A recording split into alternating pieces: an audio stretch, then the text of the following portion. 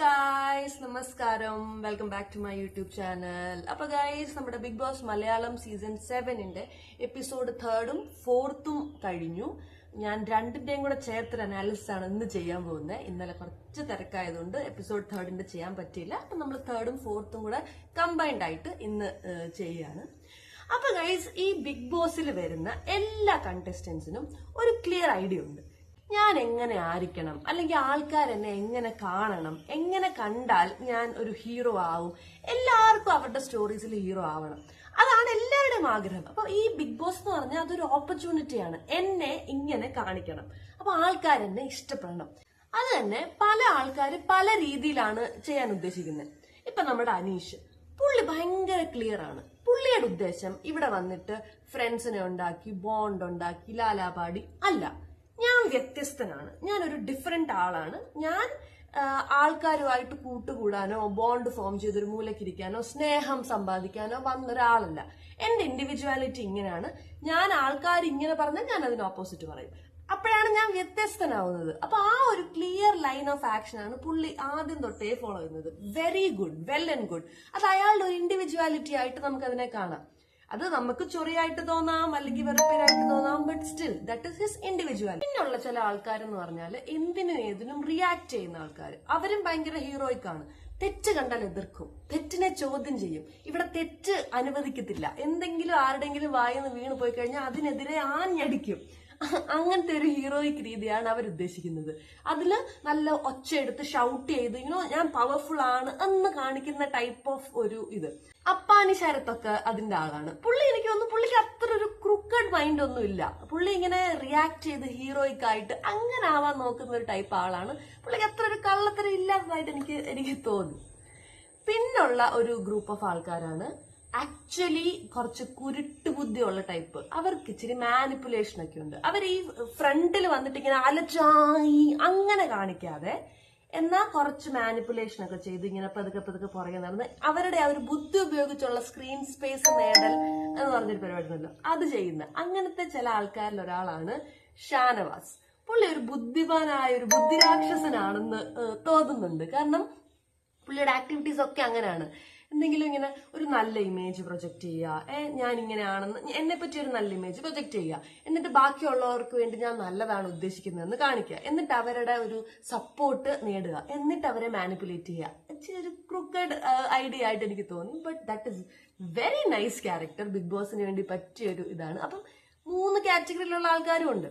പിന്നെ ചില ആൾക്കാരുണ്ട്, അവരാദ്യം ഒന്നും റിയാക്ട് ചെയ്യത്തില്ല. അവർ പതുക്കെ മാറിയിരുന്ന് എല്ലാം ഒബ്സർവ് ചെയ്തിട്ട് ആദ്യം ഒന്നും നമുക്ക് ഫ്രണ്ടിലൊന്നും കാണത്തില്ല.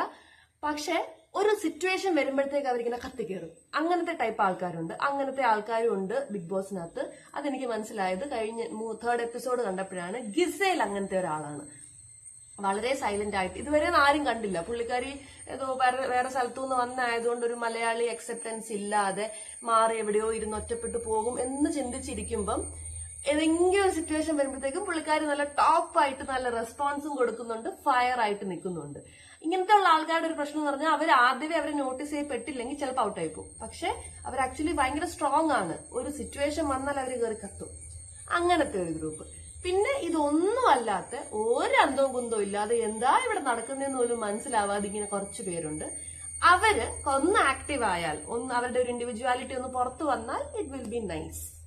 അപ്പം ഈ പ്രാവശ്യത്തെ ബിഗ് ബോസ് മലയാളം സീസൺ 7 കണ്ടസ്റ്റന്റിന്റെ സെലക്ഷൻ ഈസ് റിയലി ഗുഡ്. കാരണം എല്ലാവർക്കും ഒരു ഇൻഡിവിജ്വാലിറ്റി ഉണ്ട്. ഓരോ ക്യാരക്ടറിനെയും നമ്മൾ നോട്ടീസ് ചെയ്യുന്നുണ്ട്. വളരെ കുറച്ച് പേര് മാത്രം, ഗേൾസിൽ കുറച്ച് പേര് മാത്രമേ കുറച്ചങ്ങനെ ഒതുങ്ങിയിരിക്കുന്നുള്ളൂ. ഈവൻ രേണു സുധി ഒത്തിരി ആക്റ്റീവ് ഒന്നുമല്ല. പക്ഷെ പുള്ളിക്കാരിയുടെ സ്പേസ് കിട്ടുമ്പോൾ പുള്ളിക്കാരിയുടെ സാധനങ്ങൾ ഇങ്ങനെ ഇറക്കുന്നുണ്ട്. Really nice. അപ്പൊ എന്താ പറയോ, നല്ല ഷോ ഇങ്ങനെ ആക്റ്റീവ് ആയിട്ടിരിക്കുന്നു. അല്ലെങ്കിൽ കുറെ പേര് ഇങ്ങനെ കൂട്ടുകൂടി അടുത്ത് പോയിരുന്നെങ്കിൽ സ്നേഹ സംഭാഷണങ്ങളാ. That is boring. ഒരു ഇൻഡിവിജ്വാലിറ്റി വേണം ആൾക്കാർക്ക്. അപ്പോഴേ നമ്മൾ കാണാൻ രസമുള്ളൂ. ഓരോ ക്യാരക്ടറും നമുക്ക് ഇഷ്ടപ്പെടും. അപ്പൊ Nevin is an interesting character. പുള്ളി സ്വന്തമായിട്ട് ഇങ്ങനെ സംസാരിച്ചാൽ തന്നെ നമുക്കത് കണ്ടോണ്ടിരിക്കുന്ന ഒരു എന്റർടൈനിങ് ആണ്. അങ്ങനെ 3rd എപ്പിസോഡ് തുടങ്ങി. പാട്ടൊക്കെ കഴിഞ്ഞ് എല്ലാരും വന്നു. അപ്പം പെൺപിള്ളേര് കുറച്ച് പേര് ഇങ്ങനെ എല്ലാരും ഇങ്ങനെ അങ്ങോട്ടും ഇങ്ങോട്ടും ഗ്രീറ്റ് ഒക്കെ ചെയ്യുമ്പം അനീഷിന്റെ അടുത്ത് ഗുഡ് മോർണിംഗ് പറഞ്ഞു. അനീഷിനെ കൊന്ന അനീഷ് തിരിച്ചു പറയത്തില്ല. ഗുഡ് മോർണിംഗ് എന്ന് വെച്ചാൽ ഗുഡ് മോർണിംഗ് ഒക്കെ പറഞ്ഞു കഴിഞ്ഞാൽ കൂട്ടായി പോത്തില്ല. പുള്ളിക്ക് കൂട്ട് പറ്റത്തില്ല. പുള്ളി വ്യത്യസ്തനാണ്. എന്നാലേ ആ ഒരു കൂട്ടും ഒരു കാഷ്വൽ ഒരു ഫ്രണ്ട്ലി സാധനമൊക്കെ ഉണ്ടായി കഴിഞ്ഞാൽ പുള്ളിയുടെ ഇൻഡിവിജ്വാലിറ്റി പോകും. അതുകൊണ്ട് പുള്ളി പറയത്തില്ല. അപ്പം ഇവര് ഗുഡ് മോർണിംഗ് പറയുമ്പോൾ പുള്ളി നമസ്കാരം എന്ന് പറഞ്ഞു. എന്ന് വെച്ചാൽ അത് എന്നിട്ട് പിന്നെ അപ്പൊ ആൾക്കാരെല്ലാം ഇങ്ങനെ ചോദിച്ചു, അതെന്തുവാ ഒരാൾ വിഷ് ചെയ്യുമ്പോ ഇങ്ങനെയാണോ ചെയ്യേണ്ടത്, തിരിച്ച് ഒന്ന് പറയണ്ടെന്ന് പറയുമ്പോൾ അത് ഞാൻ ഇംഗ്ലീഷ് പറയത്തില്ല, ഗുഡ് മോർണിംഗ് ഞാൻ പറയത്തില്ല, അതുകൊണ്ടാണ് ഞാൻ നമസ്കാരം എന്ന് പറഞ്ഞു എന്ന് പറഞ്ഞിട്ട് പുള്ളി അതിനെ അങ്ങ് ട്വിസ്റ്റ് ആക്കി. വെറുതെ അതൊന്നും അല്ല. ഒരു വിഷും രാവിലെയുള്ളൊരു അങ്ങനെയൊക്കെ ആയിക്കഴിഞ്ഞാൽ ഒരു ബോണ്ട് ഫോം ചെയ്യും. അത് അനുവദിച്ചുകൂടാ എന്നുള്ളൊരു ക്ലിയർ വിഷനിൽ മുന്നോട്ട് പോകുന്ന ആളാണ് അനീഷ്. അങ്ങനെ അതൊക്കെ പറഞ്ഞ് അത് കഴിഞ്ഞു. അപ്പൊ നമ്മുടെ മാനിപ്പുലേഷൻ കിങ് വന്നു. അപ്പം ആക്ച്വലി ഒരു പ്ലാൻഡ് ആയിട്ട് ഇങ്ങനെ ഇന്നത് ചെയ്യണം എന്ന് വെച്ചല്ല ഷാനവാസ് നടക്കുന്നത്. പക്ഷേ പുള്ളിക്ക് വീണ് കിട്ടുന്ന സിറ്റുവേഷൻസിനെ യൂസ് ചെയ്ത് അവിടെ മാനിപ്പുലേറ്റ് ചെയ്ത് ഒരു വേറൊരു പിക്ചർ തന്നെ, ആരും ചിന്തിക്കാത്തൊരു പിക്ചർ തന്നെ ഇങ്ങനെ ക്യാമറയ്ക്ക് മുന്നിൽ ഇട്ട് തരുന്ന ഒരാളാണ് ഷാനവാസ്. സംഭവം എന്താന്ന് പറഞ്ഞാൽ അനുമോൾ ഇങ്ങനെ അങ്ങോട്ടും ഇങ്ങോട്ടും നടക്കുവാണ്. വെറുതെ അനുമോളെ ഇങ്ങനെ ചൊറിഞ്ഞുകൊണ്ട് പുള്ളി ഇങ്ങനെ പുറകെ പോവുക. ആ ചൊറിയിലൂടെയാണ് പുള്ളി ഒരു സിറ്റുവേഷൻ ഉണ്ടാക്കി എടുക്കുന്നത്. അപ്പൊ അങ്ങനെ വന്നപ്പം അപ്പാനി ശരത്ത് ഇങ്ങനെ വന്നു. അപ്പൊ പുള്ളിക്ക് എന്തോ നെക്ക് പെയിൻ എന്തോ ആണ്. നെക്ക് പെയിൻ ആയപ്പം ഷാനവാസ് ഇങ്ങനെ അനുവിനെ ഇങ്ങനെ വഴക്കുണ്ടായിക്കൊണ്ട് ഇങ്ങനെ പോയപ്പോഴത്തേക്ക് പറഞ്ഞു, ഇത് അവന് നെക്ക് പെയിൻ ആണ്, ഡോക്ടറിനെ കാണണം. കളിയാക്കിയാണ്, ഇതൊക്കെ തമാശയാണ്, ദർ ഇസ് നത്തിങ് സീരിയസ് ഈ സിറ്റുവേഷനിൽ. അപ്പം പറഞ്ഞപ്പം അനുമോള് പറഞ്ഞു, അതിന് ഡോക്ടറിനെ ഒന്നും കാണണ്ട, വേദനയാണെന്നുണ്ടെങ്കിൽ എന്താണ് ചൂട് വെക്കുക അങ്ങനെ വല്ലതും ചെയ്താൽ മതി എന്ന് പറഞ്ഞു. അപ്പൊ ഉടനെ ഷാനവാസ് പറഞ്ഞു, അങ്ങനെ അങ്ങനെ ഡോക്ടറിനെ കാണാൻ മരുന്ന് കിട്ടണം, മരുന്നുണ്ടെങ്കിൽ അത് മാറത്തുള്ളൂ. അപ്പൊ അനുമോള് പറഞ്ഞു, ഡോക്ടർമാരൊക്കെ അത് മരുന്നൊക്കെ അങ്ങനെ ചുമ്മാ തരുന്നേ ഉള്ളൂ, അല്ലാതെ അതുകൊണ്ടൊന്നും മാറത്തൊന്നുമില്ല. അപ്പൊ ഡോക്ടർമാര് ചുമ്മാതാണോന്ന് ചോദിച്ചപ്പോൾ പറഞ്ഞു, ഡോക്ടർ അല്ലേ, എന്തെങ്കിലും ചോദിക്കുമ്പോ തന്നല്ല പറ്റൂ എന്നിങ്ങനെ പറഞ്ഞു. Very casual conversation. ഷാനവാസ് അതിനെ നൈസായിട്ട് ട്വിസ്റ്റ് ചെയ്തിട്ട്, നീ എന്താ പറഞ്ഞേ, ഡോക്ടർമാര് പൈസയ്ക്ക് വേണ്ടിയാണെന്നാണോ നീ ഉദ്ദേശിച്ചെന്ന് പറഞ്ഞ് നൈസായിട്ട് ട്വിസ്റ്റ് ചെയ്ത്. അപ്പൊ അനുമോൾ പാനിക്കായി. അയ്യോ ഞാൻ അങ്ങനല്ല പറഞ്ഞു, ഞാൻ അങ്ങനെ പറഞ്ഞിട്ടില്ല, അവള് പൈസ എന്നൊരു വിഷയം പോലും പറഞ്ഞില്ല. But he made it in that way. Anumol doctor എന്നുള്ളൊരു സീക്രട്ട് പ്രൊഫഷനെ പൈസയായിട്ട് ഇക്വേറ്റ് ചെയ്തു എന്ന് പറഞ്ഞ് അങ്ങ് ആക്കി. അപ്പോഴത്തേക്ക് അനുമോള് പാനിക്ഡ് ആയി. എന്ന് വെച്ചാൽ ഡോക്ടറിനെ പറ്റി അങ്ങനെ പറയാൻ പാടുള്ളൂ, ഡോക്ടർ എന്ന് പറഞ്ഞാൽ ദൈവമല്ലേ, അങ്ങനെ പറയാൻ പാടില്ലല്ലോ. അപ്പോഴത്തേക്ക് എല്ലാരും വന്നിട്ട് അങ്ങനെ പറഞ്ഞെങ്കിൽ തെറ്റാ, എല്ലാവരും അതിന്റെ വിഷയത്തിനെ അങ്ങ് മാറ്റി. ബട്ട് ആക്ച്വലി സ്പീക്കിംഗ്, ഡോക്ടർ എന്ന് പറയുന്നതും ഒരു പ്രൊഫഷൻ, അതായത് ഒരു ജോലി ചെയ്താൽ പൈസ കിട്ടും. അപ്പൊ അതിനെ അങ്ങനെ ആക്കിയെടുത്തൂടെ. അല്ലാതെ ഡോക്ടർ എന്ന് പറഞ്ഞൊരു സീക്രട്ട് ആയിട്ടുള്ള ഒരു നോബിൾ പ്രൊഫഷനെ പൈസയായിട്ട് ഇക്വേറ്റ് ചെയ്ത അനുമോൾ എന്ന് പറഞ്ഞാൽ മലയാളികളുടെ കണ്ണിൽ അവള് പിന്നെ ഇല്ല. ഇതാണ് ഷാനവാസ് ട്രൈങ് ടു പ്രൊജക്ട്. അത് നന്നായിട്ട് വർക്ക്ഔട്ടായി. അനുമോള് പാനിക്ഡ് ആയി. അയ്യോ ശരി, അതിനെ പറ്റി ആൾക്കാർ മോശമായിട്ട് ചിന്തിക്കും എന്നൊക്കെ. പക്ഷെ സിമ്പിൾ ആയിട്ട് പറഞ്ഞാൽ മതി, ജോലി തലുള്ള പൈസ കിട്ടൂ, അതുപോലെ അവർക്കും കിട്ടുന്ന എന്ന് സിമ്പിൾ ആയിട്ട് ചെയ്യായിരുന്നു. പക്ഷെ അത്രയൊന്നും ആ സിറ്റുവേഷനിൽ പറ്റത്തില്ല.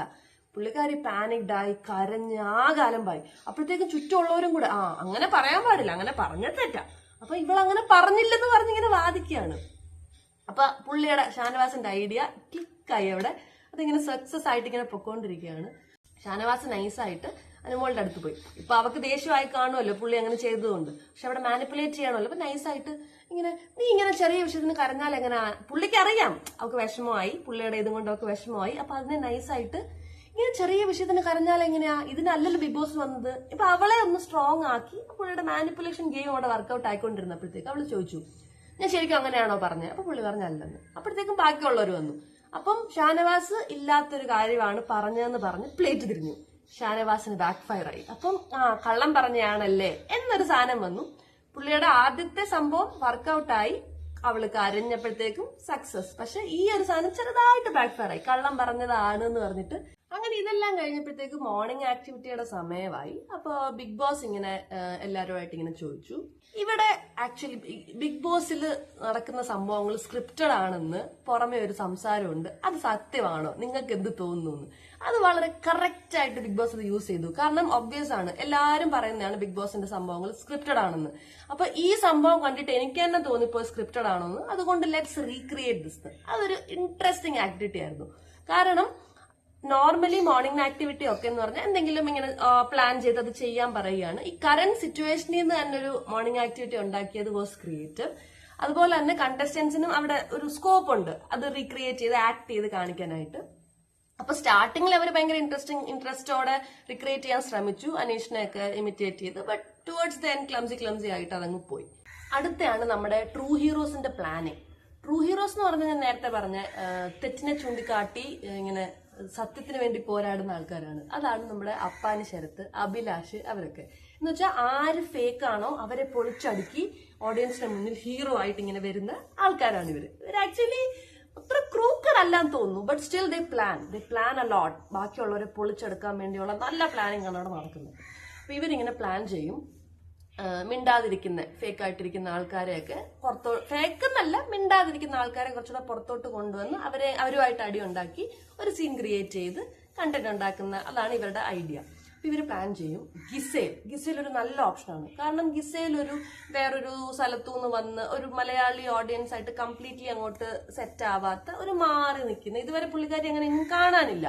പുള്ളിക്കാരി ചിലപ്പോൾ മാറി ഒറ്റപ്പെട്ട് ഇങ്ങനെ നിൽക്കുന്നതായിരിക്കും. അപ്പൊ അവരങ്ങനെ അങ്ങ് പോവും. അപ്പൊ അതുകൊണ്ട് അവരെ ഒന്ന് ഇത് കൊണ്ടുവരാം, അവരെ കൊണ്ടുവന്ന കിടിലമായിരിക്കും, എന്നാൽ അവർ റെസ്പോണ്ട് ചെയ്താൽ അതൊരു രസമായിരിക്കും എന്നൊക്കെ പറഞ്ഞിട്ട് പ്ലാൻ ചെയ്യും. എന്നിട്ട് അപ്പാനി ശരത്ത് ഹീറോ ആയിട്ട് പോയിട്ട് ഗിസേലിനെ ഇങ്ങനെ പറയും, എന്തിനാ ഇവിടെ വന്നിരിക്കുന്നത്, ചുമ്മാ ലിപ്സ്റ്റിക് ഇട്ടുകൊണ്ട് മാത്രം ഇരിക്കുകയാണല്ലോ എന്ന്. അപ്പം നോർമലി ആൾക്കാർ ഒഫൻഡഡ് ആവും. പുള്ളിക്കാരി ഒന്നും പറഞ്ഞില്ല. പുള്ളിക്കാരി എനിക്ക് ലിപ്സ്റ്റിക് ഇടാൻ ഇഷ്ടമാണ്, ഞാൻ അതുകൊണ്ട് ഇവിടെ ഇരിക്കുന്നതാണ്. പുള്ളിക്കാരി നല്ല നൈസായിട്ട് ഡീൽ ചെയ്തു. എന്നിട്ട് അപ്പാനി ശരത്ത് ഇങ്ങനെ പറയുന്ന ഓരോന്നിനും നല്ല കലക്കം റിപ്ലൈയും കൊടുത്തു. പുള്ളിക്കാരി ആക്ച്വലി മലയാളി ഇതുമായിട്ട് ചിലപ്പം പുള്ളിക്കാരി അത്ര ഇതായിരിക്കില്ല, ബട്ട് പുള്ളിക്കാരി is a next Bigg Boss contestant. Bigg Boss എങ്ങനെ കളിക്കണം എന്ന് നല്ല ക്ലിയർ ഐഡിയ ഉണ്ട് ഗിസേലിന്. അപ്പാനി ശരത്ത് ആക്ച്വലി തോറ്റു തുണ്ടം പാടിപ്പോയി. പുള്ളി ഉദ്ദേശിച്ചത് ഇങ്ങനെ പറഞ്ഞ് ബ്രേക്ക് ചെയ്ത് പുള്ളിക്കാരി ഞാൻ കരയിപ്പിക്കാന്നാണ്. ബട്ട് പുള്ളിക്കാരി ഫയർ ആയിട്ട് നല്ല പ്രോപ്പർ റെസ്പോൺസ് കൊടുത്തു. അപ്പം ചോദിച്ചു, നീ എന്തിനാ ഇവിടെ ഇങ്ങനെ ഇരിക്കുന്നത് ചോദിച്ചപ്പം ഞാൻ പിന്നെ എന്താ ചെയ്യണ്ടേ, ചുമ്മാ ഒരു കാര്യമില്ലാതെ വെറുതെ കിടന്ന് അലക്കണമായിരുന്നോ, അങ്ങനെ ചെയ്യാൻ എനിക്ക് താല്പര്യമില്ല, ഞാൻ ഒബ്സർവ് ചെയ്ത് എനിക്ക് അഭിപ്രായം പറയേണ്ടത് ഞാൻ പറയുന്നുണ്ടെന്ന് പറഞ്ഞ് നല്ല സ്ട്രോങ് ആയിട്ട് നിന്നു. അപ്പോഴാണ് നമ്മൾ വിചാരിച്ചത്, okay so she is A good contestant, അങ്ങനെ മിണ്ടാതെ സൈഡിലിരിക്കുന്ന ടൈപ്പ് അല്ല, നല്ല ആക്റ്റീവ് ആണ്, നല്ല സംസാരിക്കും എന്നൊക്കെയുള്ള ഒരു ഐഡിയ നമുക്ക് ഗിസേലിനെ പറ്റി കിട്ടിയത്. അതുപോലെ അത് കഴിഞ്ഞിട്ട് പിന്നെ അനുമോളും ഗിസേലുമായിട്ടൊരു ഒരു തൂത്തു മേമ കൈൻഡ് ഓഫ് സംഭവം ഉണ്ടായിരുന്നു. നീ തൂക്ക്, ഞാൻ എന്റെ ഇഷ്ടത്തിന് തൂക്കും, നീ അങ്ങനെ ഒരു കൈൻഡ് ഓഫ് സാധനം. That was also nice. അങ്ങനെ ഇപ്പൊ ഗിസേലും നമ്മുടെ ഒരു മുൻനിര ഇതിൽ തന്നെ വന്നെത്തിയൊരു ആളാണ്. അതിനിടയ്ക്ക് പിന്നെ നെവിന്റെ കൊച്ചു ഇതൊക്കെ ഉണ്ടായിരുന്നു. Nevin is actually an interesting character. പുള്ളി വേറെ ആൾക്കാരോട് സംസാരിക്കുന്നത് ഇൻട്രസ്റ്റിംഗ് ആയാലും അല്ലെങ്കിലും പുള്ളി സ്വന്തമായിട്ട് സംസാരിക്കുന്നത്, സ്വന്തം ഇതിലിങ്ങനെ പറഞ്ഞുകൊണ്ട് ചെയ്യുന്ന കാര്യങ്ങൾ is very interesting for me. എനിക്ക് ആ ക്യാരക്ടർ നല്ല രസമുള്ളൊരു ഇതായിട്ട് തോന്നി. കാരണം സ്വന്തമായിട്ട് ഇങ്ങനെ സംസാരിച്ച് നല്ല കള്ളത്തരങ്ങളൊക്കെ ഉള്ള നല്ല എക്സ്പ്രഷൻസ് ആണ് പുള്ളിയെ. എന്ന് പറഞ്ഞാൽ എല്ലാരും ഇങ്ങനെ എന്തൊക്കെയോ ചെയ്തുകൊണ്ടിരിക്കുമ്പോൾ പുള്ളി അപ്ന ലൈഫിൽ അപ്ന സ്പേസിൽ എന്തൊക്കെയോ ചെയ്യാണ്. പുള്ളിക്ക് പെട്ടി മോഷ്ടിക്കണം, പുള്ളിക്ക് കിട്ടിയ ഡ്രസ്സ് പുള്ളിക്ക് ഇഷ്ടമായിട്ടില്ല, പുള്ളി ഇങ്ങനെ കളർഫുൾ ഡ്രസ്സൊക്കെ ഇട്ട് സെറ്റാക്കാം, റാമ്പ് വാക്ക് ചെയ്യാന്നൊക്കെ വിചാരിച്ച് വന്നതാണ്. ബട്ട് ഡ്രസ്സ് കിട്ടിയില്ല. അപ്പൊ കിട്ടിയ ഡ്രസ്സ് എന്തോ ഒരു യൂണിഫോം കൈൻഡ് ഓഫ് ആന്ന് പറഞ്ഞ് എനിക്ക് സ്കൂളിൽ പോകുന്ന ഫീലൊക്കെയാ വരുന്നത്. എനിക്ക് പുള്ളിക്ക് തീരെ പറ്റുന്നില്ല, ഇഷ്ടപ്പെട്ടതേ ഇല്ല. എന്തെങ്കിലുമൊക്കെ ചെയ്ത് ഡ്രസ്സ് കിട്ടണം, അല്ലെങ്കിൽ എന്തെങ്കിലുമൊക്കെ ചെയ്ത് ഡ്രസ്സ് കിട്ടാനുള്ള എന്തെങ്കിലും മാർഗം കിട്ടണം എന്നൊക്കെ പറഞ്ഞിട്ട് പുള്ളി ഇങ്ങനെ നടക്കുകയാണ്. Nevin is an interesting character. അങ്ങനെ ഇതൊക്കെ നടന്നുകൊണ്ടിരുന്നപ്പം അഗെയിൻ ഷാനവാസിന്റെ വേറൊരു കൈൻഡ് ഓഫ് മാനിപ്പുലേഷൻ ഇവിടെ തുടങ്ങി. ഷാനവാസ് വീണ്ടും ഇങ്ങനെ ഗിസേലിന്റെ അടുത്ത് ഡ്രസ്സിങ്ങിനെ പറ്റി പറയാണ്. അപ്പൊ ഇപ്രാവശ്യം അതൊരു മോശം കാര്യം, ഡ്രസ്സ് ചീത്ത ആ രീതിയിലല്ല പറയുന്നത്. പുള്ളി പറയുന്നതെന്ന് പറഞ്ഞാല്, ഞാൻ എന്തുകൊണ്ട് ഇത് പറയുന്നു എന്ന് വെച്ചാൽ, മലയാളി ഓഡിയൻസ് നിന്നെ അക്സെപ്റ്റ് ചെയ്യണമെങ്കിൽ ഇന്ന രീതിയിലത്തെ ഡ്രസ്സുകൾ ധരിക്കണം. വേറൊരു കൈൻഡ് ഓഫ് ഡ്രസ്സ് ധരിച്ചാൽ മലയാളി ഓഡിയൻസ് നിന്നെ അക്സെപ്റ്റ് ചെയ്യത്തില്ല. അപ്പൊ ഒരു നന്മയുള്ള ഒരു ഏട്ടായി ലൈനിലേക്ക് പുള്ളി വന്നു.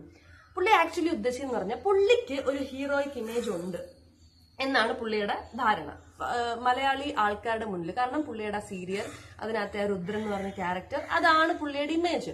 പുള്ളി ഒരു മോശം ഇത് വരാൻ പാടില്ല. പിന്നെ അതേ ഇതിൽ തന്നെ ആൾക്കാരെ മാനിപ്പുലേറ്റ് ചെയ്യണം. പുള്ളിയുടെ ഉദ്ദേശം നല്ലതാണ് എന്ന് ചെയ്ത് ആൾക്കാരെ അവരുടെ സൈഡിലേക്ക് ആക്കണം. ഇപ്പൊ ഗിസേലിന്റെ അടുത്ത് പറയാണ്, നിനക്ക് നാണല്ലേ ഇമാതിരി തുണിയിട്ടോണ്ട് നടക്കാൻ എന്ന് പറഞ്ഞാല് ഒബ്വിയസ്ലി ഷീൽ റെസ്പോണ്ട്, എന്റെ സൗകര്യം, എനിക്ക് ഇഷ്ടമുള്ളത് ഞാൻ ഇടും എന്ന് പറയും. പക്ഷെ നിന്റെ നല്ലത് ഉദ്ദേശിച്ചാണ് ഞാൻ പറയുന്നതെന്ന് കാമായിട്ട് സ്വീറ്റ് ആയിട്ട് പറഞ്ഞ അവളും ചിലപ്പം ഓക്കെ മേ ബി ഒബ്വിയസ്ലി ചില ആൾക്കാർക്ക് ഇഷ്ടമല്ലായിരിക്കും, നല്ലത് ഉദ്ദേശിച്ച് പറഞ്ഞതാണ് എന്ന് തോന്നും. അവിടെയാണ് ഷാനവാസിന്റെ മാനിപ്പുലേഷൻ. എന്ന് വെച്ചാൽ, നീ എന്തിനാ ലിപ്സ്റ്റിക് അങ്ങനത്തെ ലിപ്സ്റ്റിക് ഇട്ടുകൊണ്ട് നടക്കാനാണോ നീ വന്നേക്കുന്നതെന്ന് അപ്പാനി ശരത്ത് ചോദിച്ചപ്പം ഗിസേൽ വാസ് ഒഫൻഡഡ്. കാരണം അതെന്റെ ഇഷ്ടമല്ലേ എന്ന് പുള്ളിക്കാരി പറയും. പക്ഷെ ഇങ്ങനത്തെ ഈ ഡ്രസ്സിനോടാണ് നടക്കുന്നതെന്ന് അല്ല ഷാനവാസ് ചോദിച്ചത്. ഇങ്ങനത്തെ ഡ്രസ്സ് ഇട്ടാൽ മലയാളി ഓഡിയൻസിന് നിന്നെ അക്സെപ്റ്റ് ചെയ്യാൻ പറ്റത്തില്ല, നിന്റെ അക്സെപ്റ്റൻസ് ആണ് നമുക്കിവിടെ വേണ്ടത്, അതുകൊണ്ട് മാന്യമായ വസ്ത്രം ധരിക്കൂ എന്ന് പറഞ്ഞപ്പം even she thought, oh is it, മനസ്സിലായില്ലേ? അതാണ് മാനിപ്പുലേഷൻ പവർ. അങ്ങനെ ഈ പരിപാടികളൊക്കെ കഴിഞ്ഞപ്പോഴത്തേക്കും ബിഗ് ബോസ് അടുത്ത ടാസ്ക് കൊടുത്തു. 4 പേരെ സെലക്ട് ചെയ്യണം. ആ സെലക്ട് ചെയ്യുന്നവര് വീടിന്റെ പുറത്താണ് കിടക്കേണ്ടത്. ഉറക്കം കംപ്ലീറ്റ്ലി നഷ്ടപ്പെടുത്താനുള്ളൊരു ടാസ്ക് ആണിത്. ഈ 4 പേരില് അവർക്കൊരു ബെഡ് കൊടുക്കും. ആ ഒരു ബെഡിൽ ഒരാൾക്ക് ഒരു സമയത്തേ കിടക്കാൻ പറ്റുള്ളൂ. ഉറങ്ങാൻ ആക്ച്വലി പറ്റത്തില്ല. എന്താണെന്ന് വെച്ചാൽ ആരെങ്കിലും ഉറങ്ങുവാണെങ്കിൽ ബാക്കിയുള്ളവര് അവരെ എടുത്തുകൊണ്ട് റെഡ് സ്പോട്ടിൽ കൊണ്ടുവച്ചാൽ അവരെ എവിക്റ്റ് ചെയ്യാം. അപ്പൊ എവിക്ഷന്റെ പേടിയും കൊണ്ട് ഉറങ്ങാനേ പറ്റത്തില്ല. അപ്പം ഇങ്ങനത്തെ ടാസ്കുകളാണ്. നമ്മുടെ ഉറക്കം പോയി, ഡ്രസ്സില്ലിടാന്, മേക്കപ്പ് ഇല്ല, അതായത് ആ കംഫർട്ട് സോണിൽ നിന്ന് കംപ്ലീറ്റ്ലി ഇനി പുറത്തെടുത്ത് കളയുന്ന ഒരു രീതിയാണ് ബിഗ് ബോസിന്റെ ഇപ്രാവശ്യത്തെ. It's actually very interesting. എന്താന്ന് വെച്ചാൽ അല്ലെങ്കിൽ ആൾക്കാർ വന്ന് സുഖിച്ച് ഉറങ്ങി ഫ്രണ്ട്ഷിപ്പ് ഉണ്ടാക്കി ഫുഡ് ഉണ്ടാക്കി തിന്ന് പിന്നെ വീട്ടിലിരുന്നാ പോരെ, ബിഗ് ബോസ് വരുന്ന എന്തിനാ? അപ്പൊ ആ പേർദോഷം പാടേ മാറ്റാനായിട്ട് ബിഗ് ബോസ് ഇങ്ങനത്തെ കടുകട്ടി ടാസ്ക് കൊടുക്കുന്നുണ്ട്. അപ്പൊ ഈ ടാസ്ക് ഇവരെങ്ങനെ കളിക്കും എന്നൊക്കെ ഉള്ളതാണ് 3rd എപ്പിസോഡിന്റെ അവസാനം ആവുമ്പോഴത്തേക്കുള്ളത്. അത് കഴിഞ്ഞ് 4th എപ്പിസോഡ് സ്റ്റാർട്ട് ആവുക. 4th എപ്പിസോഡിന്റെ സ്റ്റാർട്ടിങ്ങിൽ തന്നെ നെവിൻ മറ്റേ സ്റ്റാർ ബാഡ്ജ് അടിച്ചു മാറ്റി. പുള്ളിയെ കൊണ്ട് തീരെ പറ്റുന്നില്ല. ഈ കളറില്ലാത്ത ഡ്രസ്സും ഇട്ട് ഇങ്ങനെ ഇരിക്കാൻ തീരെ പറ്റുന്നില്ല.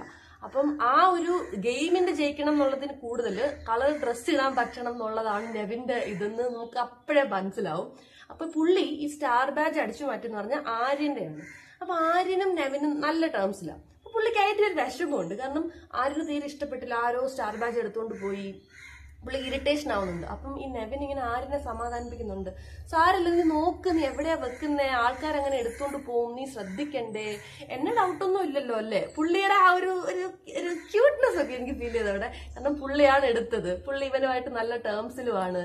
അപ്പം ആ കുറെ എക്സ്പ്രഷൻസ് ഒക്കെ പുള്ളി ഇങ്ങനെ ഇടുന്നുണ്ട്. എന്നിട്ട് ഞാനല്ല എടുത്തത് കേട്ടോ, ഞാൻ എടുത്താണെങ്കിൽ നിന്റെ അടുത്ത് ഞാൻ പറഞ്ഞേനെ എന്ന്, ഞാനാ എടുത്തേന്ന് 3-4 വട്ടം റിപ്പീറ്റ് ചെയ്യുന്നുണ്ട്. കാരണം ഞാനാ എടുത്തേന്ന് പുള്ളി പറയാണ്. ബട്ട് ആക്ച്വലി ആരിനത് കെയർ ചെയ്യുന്ന പോലും ഇല്ല. ദാറ്റ് ഇന്ററാക്ഷൻ വാസ് ഇൻട്രസ്റ്റിംഗ് അവരുടെ തമ്മിൽ ഇടയ്ക്കുള്ളത്. പിന്നെ 4th എപ്പിസോഡിലാണ് ഇവര് മറ്റേ ഒരു ഓമന പേരുകൾ എന്ന് പറഞ്ഞൊരു ടാസ്ക് കൊടുത്തത്. അപ്പൊ എല്ലാരും അങ്ങോട്ടും ഇങ്ങോട്ടും അവർക്ക് ഏറ്റവും ഇഷ്ടമുള്ള ഒരാൾക്ക് ഒരു നല്ല പേരും ഇഷ്ടമല്ലാത്ത ആൾക്ക് ഒരു നല്ലതല്ലാത്ത പേരും കൊടുക്കണം എന്നുള്ളൊരു സംഭവം. ഏറ്റവും കൂടുതൽ ആൾക്കാർക്ക് ഇഷ്ടമല്ലാത്തത് ഓബ്വിയോ അനീഷാണ്. അപ്പൊ അവരിങ്ങനെ കുറെ ഇഷ്ടമല്ലാത്ത പേരുകൾ കൊടുത്തു. മുള്ളംപന്നി, ഫേക്കൂട്ടൻ, വെറുക്കുണ്ണി, ടിൻഡുമോൻ, റേഡിയോ, പിന്നെ എല്ലാം ഇങ്ങനത്തെ കുറെ വേസ്റ്റ്, ഇങ്ങനത്തെ കുറെ പേരുകൾ പുള്ളിക്ക് കൊടുത്തു. പുള്ളി അതിങ്ങനെ ഒരു കിരീടം പോലെ എടുത്ത് തലയിൽ വെച്ചു. അത് ഒബ്വിയസ് ആണ്, എല്ലാവർക്കും പുള്ളി ഇഷ്ടമല്ല. പക്ഷെ അത് പുള്ളിയുടെ മുന്നേറ്റത്തിന്, സക്സസിനാണ് അത് വഴി തെളിക്കുന്നതെന്ന് ഈ മണ്ടന്മാര് മനസ്സിലാക്കുന്നില്ല. എനിവേ, പിന്നെ നല്ല പേരില് മറ്റേ ആദില നൂറയ്ക്ക് പൂമ്പാറ്റകൾ എന്നുള്ള പേര് കൊടുത്തു. അതെനിക്ക് ഇഷ്ടപ്പെട്ടായിരുന്നു. അങ്ങനെ കുറെ അനുമോൾക്ക് കുറെ പേര് പാവക്കുട്ടി, അതൊക്കെ അവർക്കൊക്കെ ഇഷ്ടമുള്ള ആൾക്കാരാണ് ഇവരൊക്കെ ഇങ്ങനെ സ്വീറ്റ് ക്യൂട്ട് ആ ഒരു സംഭവമാണ്. But what's so interesting in that, നമുക്ക് ഈ അടിയും പിടിയൊക്കെയാണ് ഇഷ്ടം. അടിയും പിടി, മാനിപ്പുലേഷൻ ഒക്കെയാണ് രസം. എനിക്ക് അനിഷ്ട പേരുകളാണ് ഇഷ്ടപ്പെട്ടത്. അപ്പൊ പിന്നെ അക്ബർ വന്നിട്ട് രേണു സുധിക്ക് പേര് കൊടുത്തു. സെപ്റ്റി ടാങ്ക് എന്നുള്ള പേര് കൊടുത്തു. അതൊരു ഇച്ചിരി ഒരു അയ്യോ പാവം രേണു അങ്ങനെ ഒരു സാധനം തോന്നും. But actually it's A game. ഇത് നിങ്ങൾ അങ്ങോട്ടും ഇങ്ങോട്ടും പാവക്കുട്ടിയെന്നും പൂച്ചക്കുട്ടിയെന്നും പറയാനല്ല നിങ്ങൾ ഇവിടെ വരുന്നത്. അങ്ങോട്ടും ഇങ്ങോട്ടും ഓരോന്ന് പറഞ്ഞ് വിഷമിപ്പിച്ച് ട്രിഗർ ചെയ്യിപ്പിച്ച് കളിക്കാനാണ് വന്നത്. From Akbar side it was fine. But ഇതിങ്ങനെ രേണുവിന് ഇച്ചിരി വിഷമമായി. എന്ന് പറഞ്ഞാൽ എല്ലാവരുടെയും പേരുകൾ വാസ് ഓക്കെ, ബട്ട് സെപ്റ്റി ടാങ്ക് എന്ന് പറഞ്ഞ് ഇച്ചിരി കൂടിപ്പോയി. അതൊരു ഭയങ്കര ഒരു നമുക്കും തോന്നും, അയ്യോ ശരിയാണല്ലോ പാവ രേണു, അത് ഇച്ചിരി മോശമായിപ്പോ, അങ്ങനെ പറയണ്ടായിരുന്നു എന്ന് നമുക്ക് തോന്നും. കുറെ കഴിഞ്ഞ് towards the end even Akbar camera പോയിട്ട് ഇങ്ങനെ പറഞ്ഞു, അപ്പോളജൈസ് ചെയ്യാം, ഞാൻ അങ്ങനെ ഉദ്ദേശത്തിലല്ല പറഞ്ഞു. കാരണം അങ്ങനെ ചെയ്യാൻ ഇവര് സക്സസ്ഫുൾ ആയി. കാരണം രേണുസുതി അത് യൂസ് ചെയ്യുകയും ചെയ്തു.